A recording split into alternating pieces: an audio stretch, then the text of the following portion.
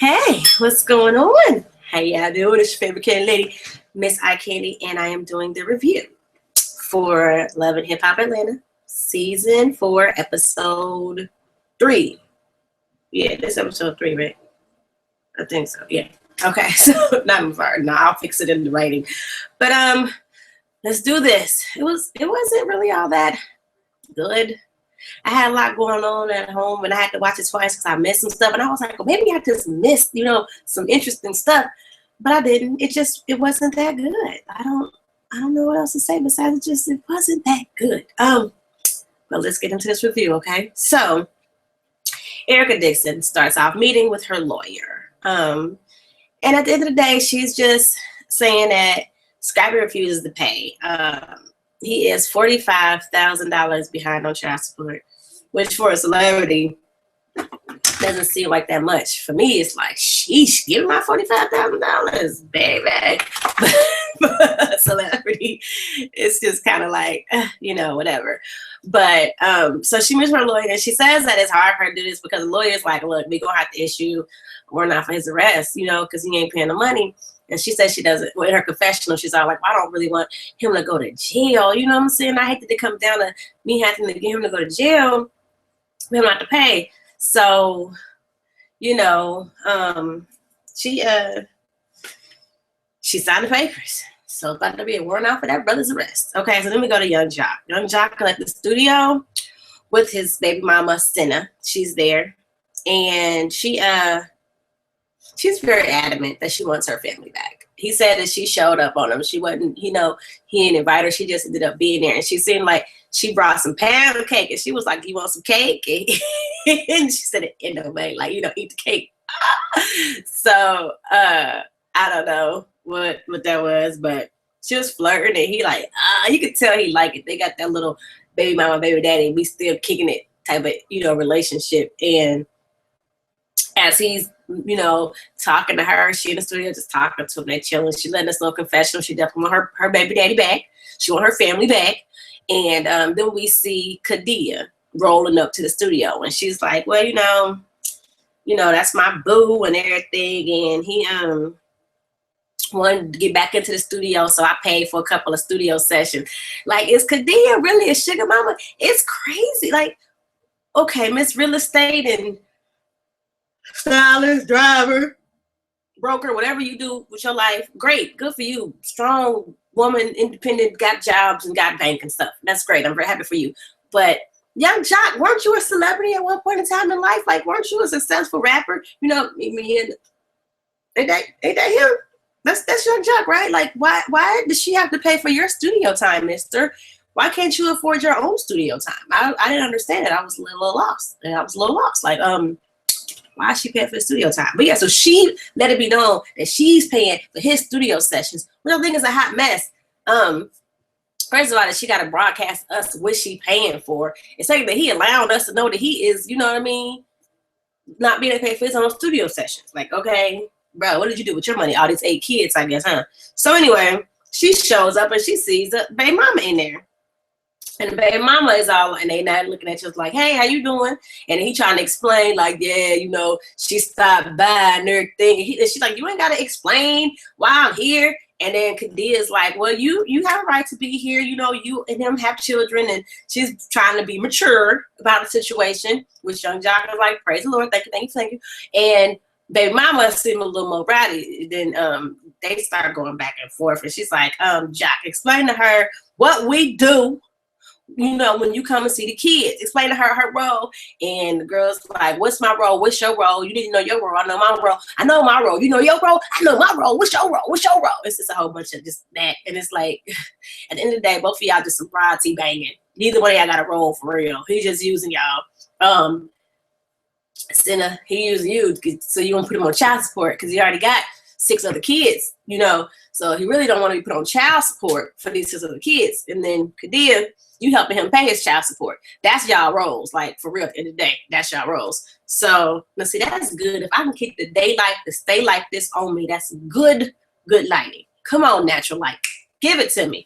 So then, Young Jock escorts Senna out because she's just getting very rowdy, like, that's my baby daddy. And she, Kadia's telling her, like, you need to respect, my role with him. She's like, I respect your role. You ain't got no role. I'm baby mama. You ain't respect when I was with him. Me and him was together. And does your girl know we still smashing, Jock? Does she know we still smashing? And it's like, ooh, drama. So Jock escorts her out because she's putting out his business and he need these studio sessions completely paid for, okay? You messing up the business. Now look, Nico and his wife got an understanding. We gonna pimp Mimi out and get this money. I need you to understand the situation. Jock is trying to pimp Kadia out and get this money. You messing up the money. So anyway, we go to Joseline and Stevie J. Stevie J is going to rehab, and Joseline is in the car leaning up against him, and he all like, this making me cold. I want to be cold. And she got tears coming down. They so dramatic. Like this dude going away for 8 years, 10 years, 12 years in jail. He is going to rehab for 30 days. All right, I'll see you when you get out. You know what I'm saying? Like, Yandy been dealing with some bug crap. Yandy on other Love and Hip Hop, man, DC been away for over a year. Like, that was some stuff to cry about. He going to rehab for 30 days. He will be okay. So then he said something about how he about to go to rehab and, I guess get his life right. He said something in his confessional, the whole time. Because you know how they do, it's real dramatic. They got music playing, they kind of walking all slow, he looking all like he thinking and stuff. It's like, come on, this scripted bull crap. Seriously, if it's reality, why I gotta look like it's a movie, okay? But he said, I'm thinking about my daughter. I'm thinking about my other children. I'm thinking about my wife. Why does his daughter Eva seem to be like top priority of his other kids? Like, I'm thinking about my children. Eva is included in your children, my daughter and my children. Like, I don't understand that, but y'all get that? Like, I'm a mom, so for me, that's gonna bother me. Like, if my daughter's father, he has another child, and I don't know how to make a difference out of his children. Like, your kids, my children. Stevie J got like 30 children, all of them. Like, Eva's beautiful. She's a beautiful little sweet little girl, but why is she privileged over the rest of your kids? I think the same thing about Peter Guns, that we see 2 kids for Tara and his baby, but don't you got like 80 other kids? I'm just saying. So anyway, Joseline, they show her, they show Mama D and Erica. This is the part I missed. I still didn't catch it, but I saw a little bit. Mama D and Erica are talking, and Erica saying that Scrappy does owe $45,000, and Mama D says, well, I thought that was basically, she thought it was expunged. Like, Erica forgave, and Erica said, no, I released the court, like the arrest order for him because he was supposed to get arrested, I guess, before. She got rid of that, but he still owes his money. And Mama D is just kind of like, well, I don't think that my son is a good father. He takes care of his daughter. And the prince does his thing. And she's like, okay, I understand that. And I know you want to believe it. She said, well, no, because I know sometimes men lie. But also, I know women lie. So we'll see you in court. See you in court. Like, I don't like that. Like, Mama D, stay out of it. And I know that's going to be hard for you because that's the prince, that's your son or whatever. But at the end of the day, Erica, is the mother of your granddaughter. That is Imoni's. Imoni. That is her mother.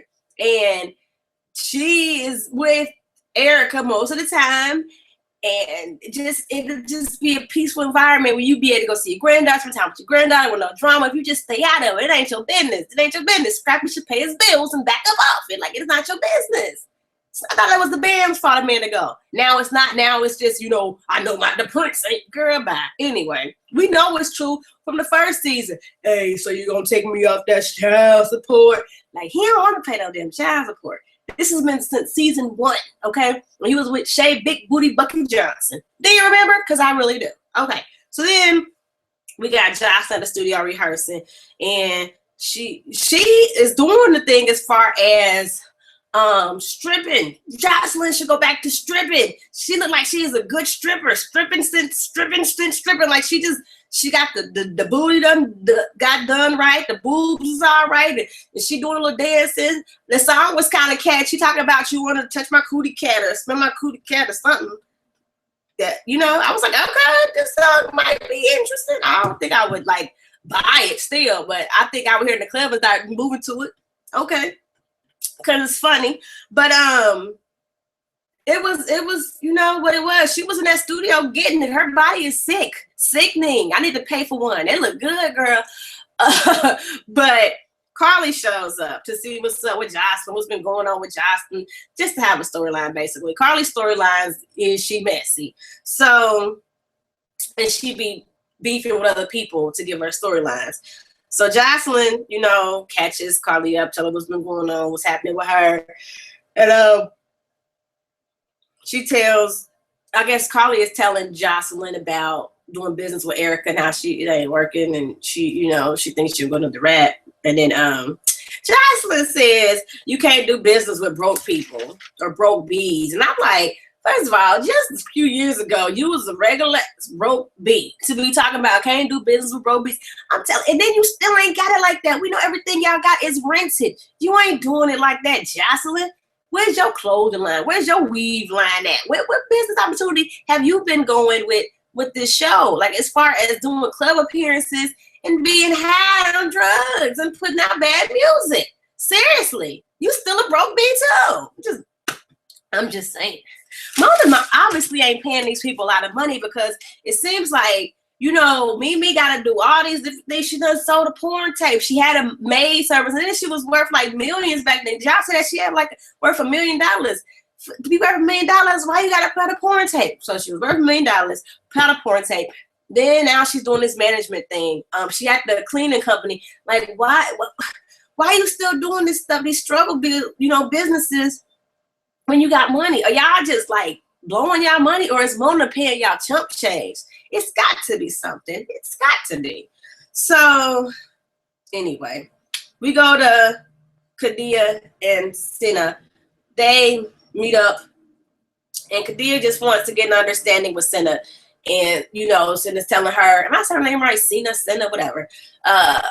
She's telling Kadia that she is sleeping with Young Jock. They do sleep together. They do smash. That's what happens. He comes over, he rub on her booty, be doing this and that, and then it happens. It goes down.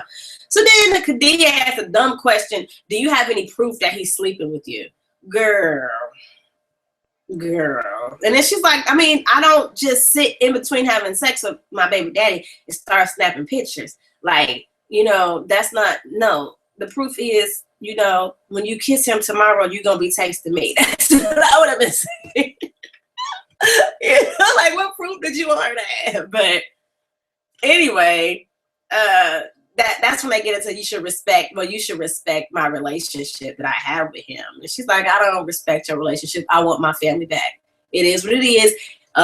When me and him were together and I was pregnant and you did not respect my relationship, so why the hell do you think I'm gonna respect yours? No, boo, it ain't gonna happen.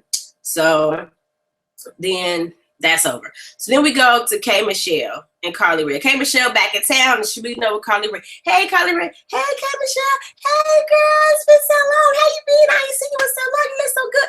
I thought it was funny they was meeting up and they buddy, friends. And we first got introduced to K. Michelle and Carly Rae as far as being on Love and Hip Hop. We had that. Oh, she's shaking the table. Remember that? But they friends now. Oh, okay. Bygones be bygones, I guess. All right, then. So then K. Michelle said, I got a surprise for you, Carly. And Jessica Dime Piece popped up. And I'm here, girl. I'm over here. Oh, Jessica Dime Piece. I think it's funny. These people have not been friends forever. Maybe K. Michelle and Jessica Dime Piece knew each other because of the Memphis situation, but Carly Rae and Jessica Dime Piece do not go back. This is some show bull crap. It just, they little relationship don't even seem genuine, like we friends. Now, I think that maybe Jessica Dime Piece friends with K. Michelle because she was riding from the Afterparty like, that's my friend. I'm K. Michelle friend. She ain't say like when they was talking about Carly. She said, I'm K. Michelle, and they don't like K. Michelle, and I don't like them. Like, it seemed like, yeah, maybe she got history with K. Michelle, but as far as her and Carly, like, girl, nah, that's just for the TV show. That's how I looked at it.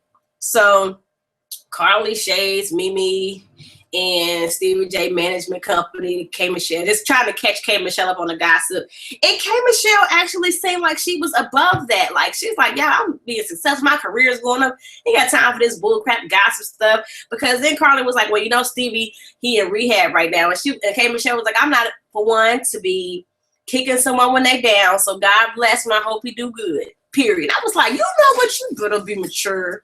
You better be mature.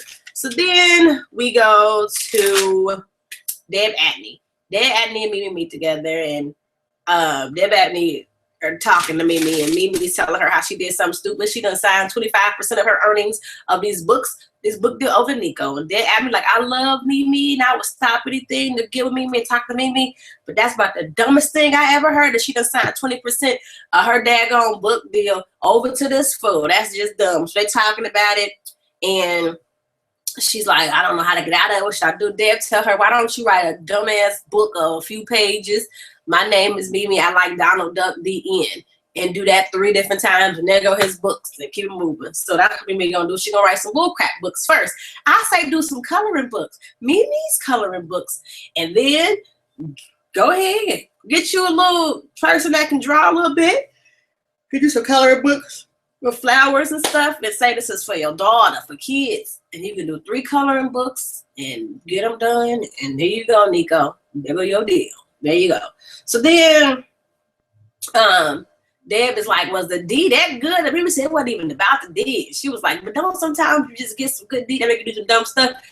I don't know if it was about the D or if it was about making Steve jealous, about being relevant on this show or what, but girl, like if I was going to be with somebody to try to make somebody mad, they at least got to look better than the person. They got to have more money than the person, have a better status than the person. That's what we talk about. When you step up, you got to upgrade, not downgrade. You downgrade to something broke. Nobody. That's ugly.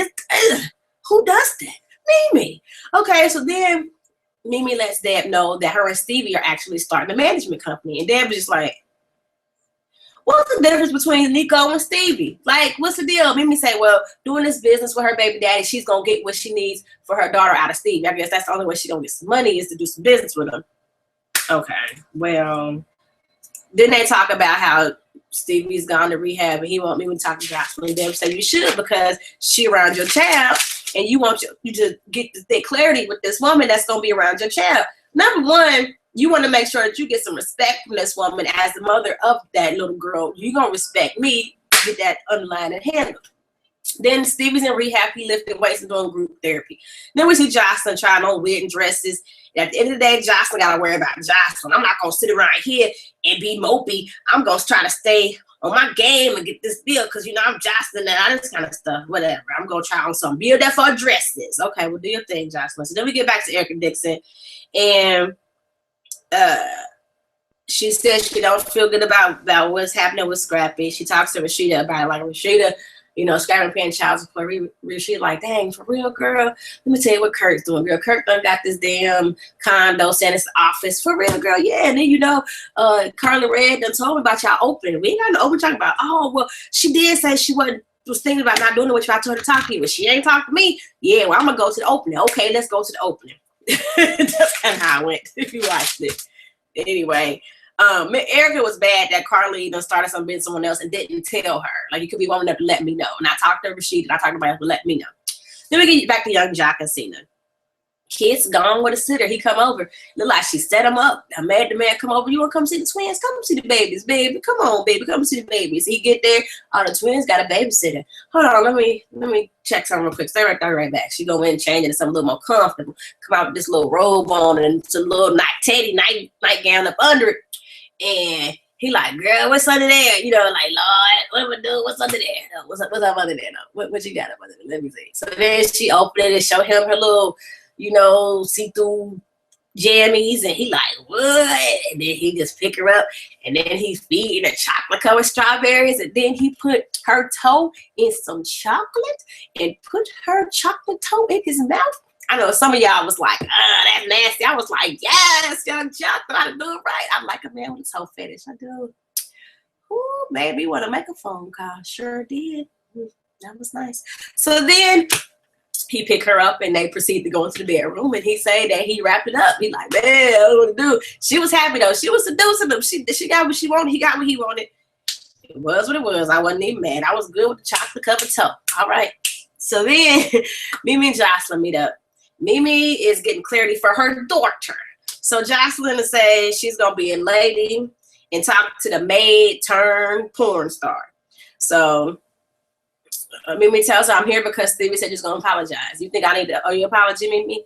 Yeah, I mean, I don't need you to do nothing. I don't want you to do nothing. I'm just saying what Stevie said, I guess. And they're going back and forth. And then she's like, well, I do have a question. Why are you so angry? So what you mean I'm angry? Like, why do you feel the need to get physical when I'm in the presence? And Joseline is like, you done said a whole bunch of stuff about me, calling me ex-prostitute and all this kind of stuff. And you can't say stuff about me thinking that there's not going to be consequences to what you're saying, which is true. We done said this on Housewives with Atlanta. Run your mouth a whole bunch, you liable to get popped in your mouth. So that's true, Joseline. I did understand what you were saying. And I get that. However, Joseline, you talk about her too. Don't make it seem like she talk about you, talk about her. And then let's just be clear, Joseline. What world do you live on? Like, you make it seem like Mimi's supposed to like you. No, she's not supposed to like you. The way you were introduced to Mimi's life, no, you were Stevie's artist.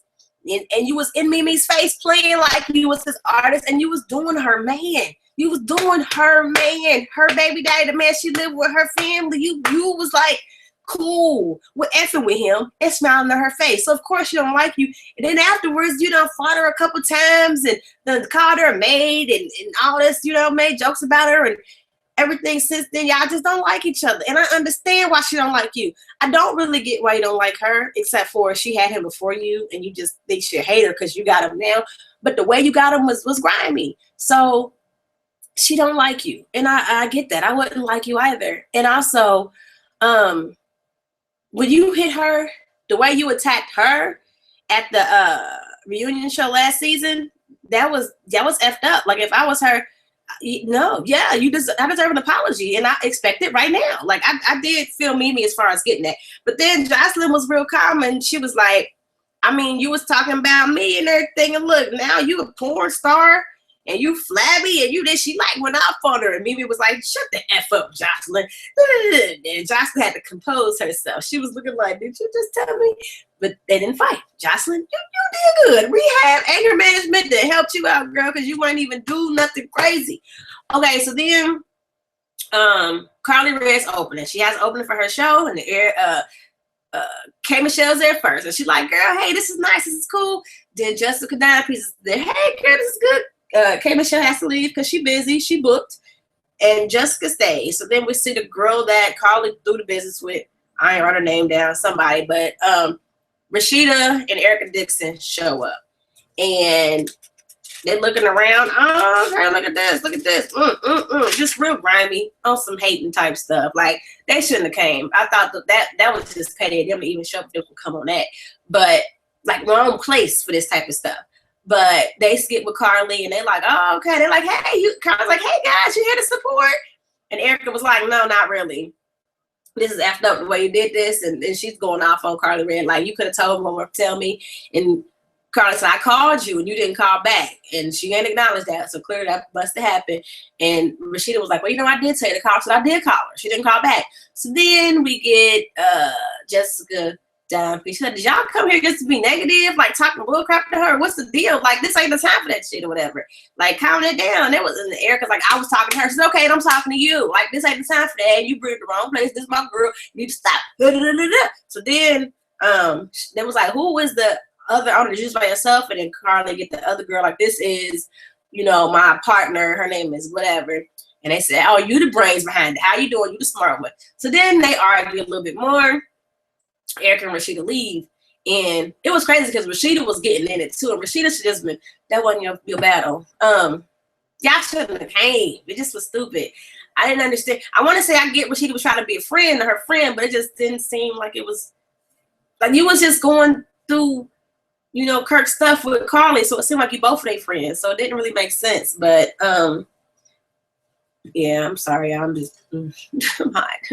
But so then when they were leaving out, I don't know who did it first. Either Erica or Rashida knocked something over, and then the other one knocked something over, like a piece of the jewelry that was still there. And the girl that owned it with Carla was like, hey, you might be mad at her, but don't be coming here knocking at my shit. I don't know what's wrong with y'all, but I'm tearing up my stuff, tearing up my stuff. Don't lose your mind. That was just petty. Like, I don't know why they was knocking people's stuff down, arguing at some big old opening in front of people. And just, y'all too old.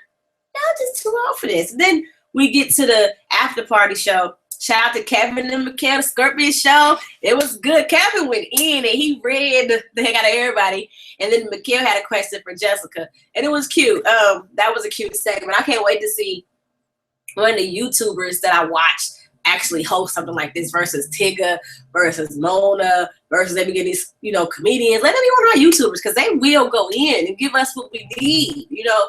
But it was good to see Kevin and Mikhail. Hopefully we see some other, you know, of our favorite YouTubers with some questions. Because I was like, look at Kevin and Mikhail. That's so cool. But if Funky Dineva got cut off last week, I was mad about it. Don't be cutting out Funky Dineva. You cut out some, you know, lame ass questions. But in the Afterparty show, Carly Red tried to say that she wouldn't tell her age. Like, how old are you? When she tried to check the girl, like, you worried about this? How about you pay one of my bills or something? She said, I don't know. We know you old, girl. I'm about to watch BAP so I can see if it was her or not, because she probably purpred about that too. But that's it. Like, comment, subscribe, and share with a friend. Yeah, this Atlanta hairdresser show, that started yet. I'm supposed to be reviewing that, but I haven't seen it yet. So should be coming on soon, and I'll be doing that. But yeah, talk to you guys later. Deuces.